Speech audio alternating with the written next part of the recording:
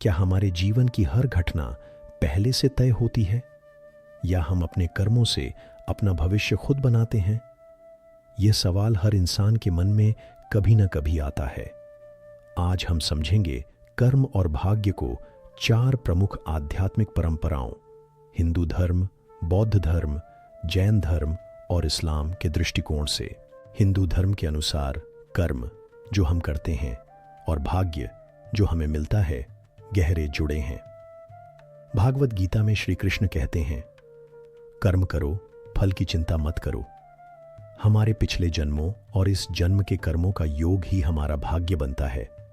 यदि हमने पूर्व जन्म में पुण्य किए हैं तो हमें अच्छे जीवन की प्राप्ति होती है, लेकिन वर्तमान जीवन में सत्कर्म करके हम आने वाले समय को बदल सकते हैं। निष्कर्ष ये है कि भाग्य पूर्वकृत कर्मों का फल है, लेकिन वर्तमान कर्म से भविष्य बदला जा सकता है। अगर बौद्ध दृष्टिकोण से समझें तो भगवान बुद्ध ने स्पष्ट कहा, हम जैसा सोचते हैं वैसा बन जाते हैं।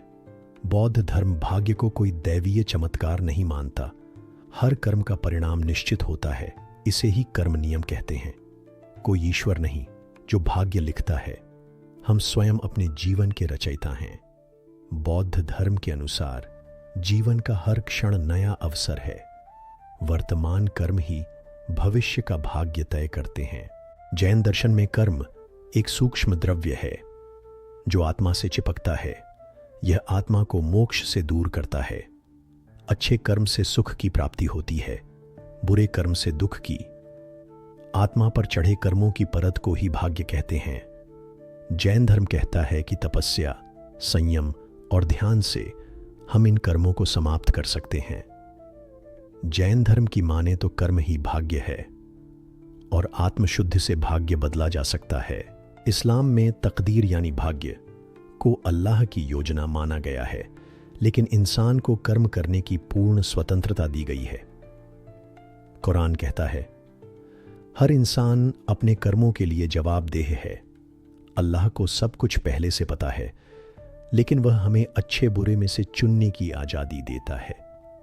अच्छे कर्म करने पर इनाम और बुरे कर्मों पर सजा निश्चित है। इस्लाम धर्म के अनुसार अल्लाह सब जानता है, लेकिन इंसान अपने कर्मों के लिए खुद जिम्मेदार है। चारों धर्म इस बात पर सहमत हैं कि कर्म का प्रभाव निश्चित है। भाग्य हमारे पुराने कर्मों का परिणाम है, लेकिन वर्तमान कर्मों से हम अपने जीवन की दिशा बदल सकते हैं।